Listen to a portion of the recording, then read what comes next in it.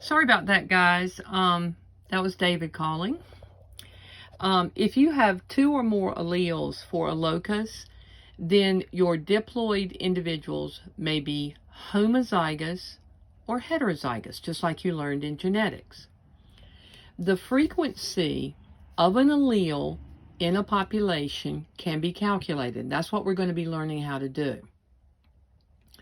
For diploid organisms, the total number of alleles at a locus is the total number of individuals in your population times 2.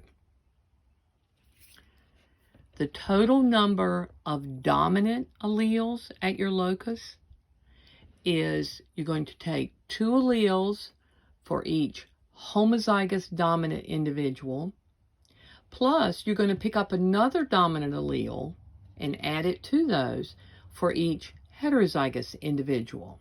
And yes, we're going to be going through this in a second.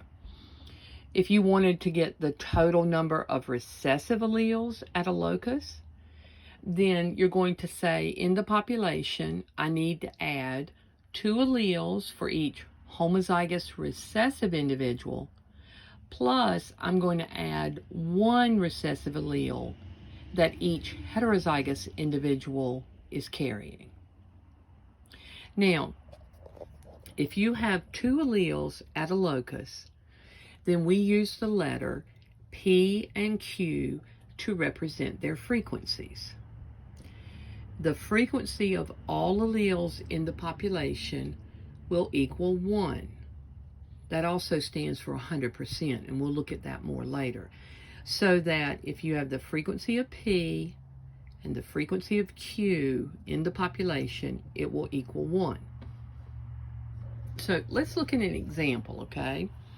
These are incompletely dominant flowers. Remember, if you have CR,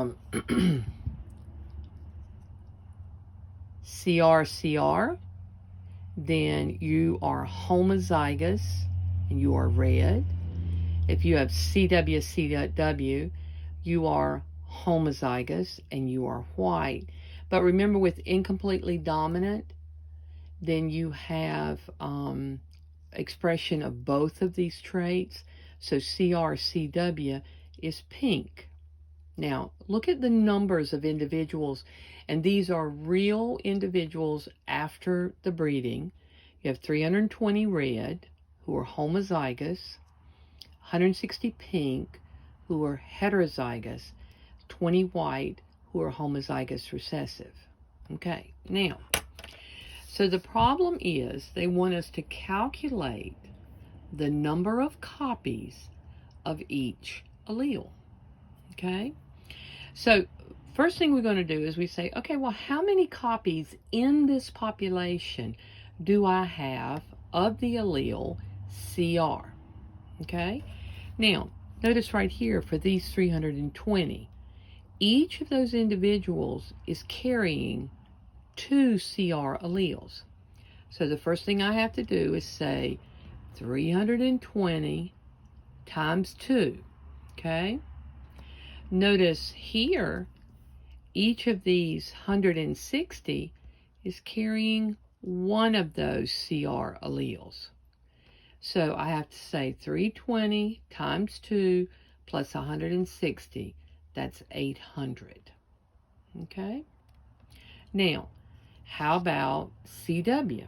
In the same way, you come down here and you say each of these 20 down here are carrying 2 of these alleles. So I'm going to say 20 and then times 2 for the alleles that they are carrying. And then again, if I look at my pink, you'll notice that each of those 160 is carrying 1 allele each. So 20 times 2 plus 160 is 200. Now, this literally gives us the number of copies of each allele. Okay? Now, then what if we are asked to calculate the frequency of each allele? That's like a percentage, right? So if we say that P is going to represent the frequency of CR, always remember you want to take part divided by whole. And if you back up to the previous page, you'll see that we have 800 CRs, 200 CWs, and I want to know what is the frequency of CR. I'm going to take the number of CRs divided by the total number, which is 800 plus, I don't know why I put 20 there, it should be 200. 800 plus 200, okay? And if you say then 800 divided by 1,000, that will give you 0.8. That's 80%, and that's the frequency of CR, okay? Now, once you have the frequency of P, then all you have to do, remember, P plus Q equals 1. Then all you have to do is say, okay, if I want to solve for Q, I just have to say 1 minus whatever P was, which was 0.8. And that gives me Q as 0.2 or 20%. And one way to check your work is to remember that the sum of the alleles will always equal 1. And that 1 means 100%. So 0.8 plus 0.2 equals 1. Okay. Remember, the Hardy-Weinberg equation is supposed to describe the genetic makeup for a population that is not evolving at a particular locus. If the genetic makeup differs from Hardy-Weinberg, this implies that the population is in fact evolving. Hardy-Weinberg equilibrium means that there is a constant frequency of alleles in the gene pool. All right, let's look at another example. Suppose you have 500 wildflowers with 1,000 alleles. And what if I told you that the frequency of CR was P, and that's 0.8, and the frequency of Q, which is the frequency of CW, is 0.2. The frequency of the individual genotypes can be calculated. CR should be equal to P squared, because notice if P is the frequency of CR, then you're going to say number of CR times the frequency of CR times the frequency of CR. 0.8 times 0.8 is 0.64, and that's 64%. Okay, then for CR-CW, I'm going to say I have 2 PQ, so I'm going to say 2 times the frequency of CR times the frequency of CW. 2 times 0.8 times 0.2, and that gives you 0.32 or 32%. And then the frequency of CW is Q squared. 0.2 times 0.2, which is 0.04, and that's 4% of the population.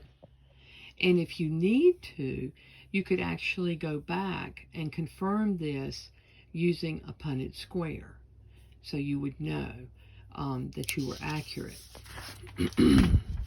Now, if P and Q excuse me, represent the frequency of 2 alleles in a population at a particular locus, then P squared plus 2PQ plus Q squared equals 1. P squared and Q squared are the frequency of your homozygous genotypes. For example, P squared was CR-CR, Q squared was CW-CW. 2PQ is the frequency of your heterozygous genotype. And remember, that will be CRCW. Hardy-Weinberg describes populations that are not evolving. And the reality is the allele and genotype frequencies often do change over time. Change occurs when more or one conditions for the Hardy-Weinberg equilibrium are not met. Study table 23.1, that summarizes what we're getting ready to talk about.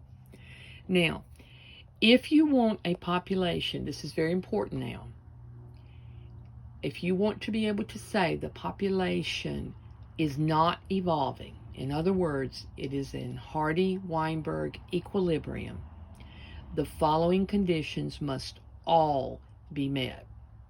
Number one, you cannot have any mutations at all, because obviously when you have a mutation, then you're changing the nucleotide sequence of the DNA. That's evolution. You must have total random mating. No individual can be more likely to mate than another. You cannot have natural selection operating, because natural selection always favors or disfavors certain genes. You need an extremely large population size because, excuse me, in small populations, allele frequencies can change by chance. For example, if we think about populations like the panthers, the Florida panther, their numbers are very, very low. And one of them just getting accidentally hit by a car can drastically change allele frequency because there's not very many of them left in the wild. You must have no gene flow. You can't have anybody moving into the population. You can't have anybody moving out. Now, let me just clarify something. What we know in reality is none of these Hardy-Weinberg conditions will be uniformly met. And this is how we know that populations are in fact always evolving. We can use the Hardy-Weinberg equation to test for population evolution and to determine the percent of a population carrying a specific allele. There are three major factors, like we've talked about, that can alter allele frequency and cause most evolutionary change. Natural selection, where the selection changes the proportion of alleles compared to the current population, whatever traits are advantageous at the time. Genetic drift and genetic flow. Then go ahead and watch the BioFlix film in your PowerPoint. Excuse me. Natural selection can cause adaptive evolution, and this is the process by which traits that increase survival and therefore reproduction cause an increase in the frequency of those traits in the population over time. Genetic drift is a decrease in genetic variation because of random allele loss. And frequencies, these are accidental. Frequencies fluctuate unpredictably. Like, for example, if we were trying to track the frequency of a certain allele in beetles flying around the highway, well, we're going to lose a lot of those beetles just because some of them are going to get hit by cars. There they are smashed on the windshield, and that's going to change the genetic variation, the genetic frequencies, just by accident. Excuse me. The founder effect occurs when a few individuals are isolated from a larger population. The allele frequencies in the small founder population can be very different from the larger parent population.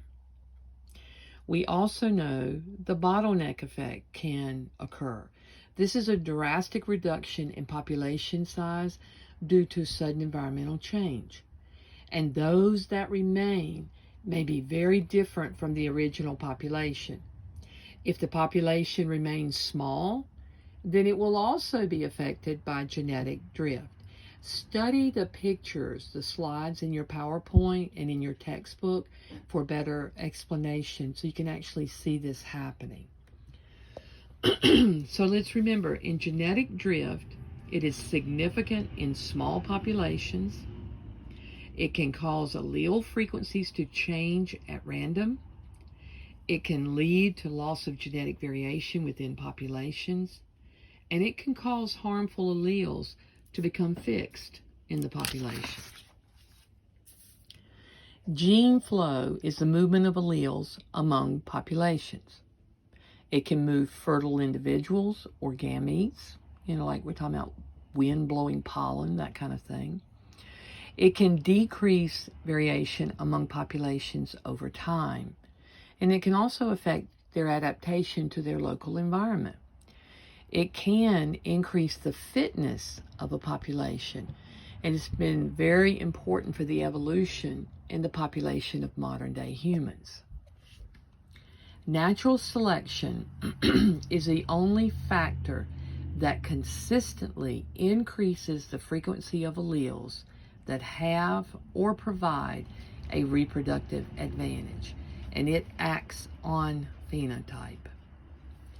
Relative fitness is the contribution an individual makes to the gene pool of the next generation relative to the contributions of others. Selection favors genotypes by acting on phenotypes. There are three modes of selection. Directional selection favors individuals at one extreme of a phenotype. So this would be like the fish that have a lot of predators. The larger fish are favored because they cannot be eaten by the predator. So it causes a shift in the population to predominantly large fish. Disruptive selection favors individuals at both extremes of the phenotype.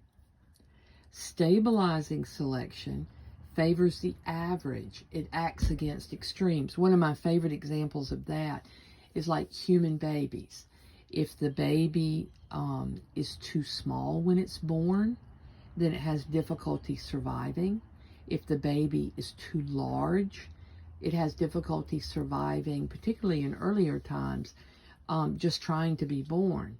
And so that's how we end up with babies that are average in size. They have enough weight to survive better. They're not so heavy that they create problems with birth. Examples of the role of natural selection in adaptive evolution are talked about in your PowerPoint and include the color of an octopus and snake jaws. Natural selection increases the allele frequencies that increase survival and reproduction. Remember, it's not enough just to survive. You must reproduce so that your positive beneficial traits become more common in the population. Environmental shifts that are continuous make adaptive evolution a continuous process. Sexual selection is where individuals with certain inherited characteristics are more likely to acquire mates than others of the same sex. This can result in sexual dimorphism, where you see marked differences in sexes in their secondary sexual characteristics.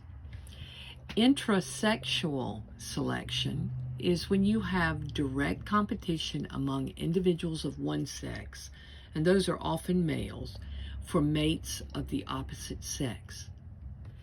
Intersexual selection, called mate choice, is when individuals of one sex, often females, are very choosy in selecting their mates. So intra would be like when you see the two sheep battering their horns together, trying to win the competition to have mating rights. Inter would be like when the female peacock is watching the males flare their tails and strut around and picks the one who is the showiest. Balancing selection is natural selection that maintains stable frequencies of two or more phenotypes in a population. And this includes frequency-dependent selection, where the fitness of the phenotype depends on how common it is in the population. Heterozygote advantage is when heterozygotes have a higher fitness than both of the homozygotes, and this can result from either stabilizing or directional selection. A great example of this is malaria and the impact on sickle cell. Chance, natural selection, and the environment all interact to select the best adapted organisms.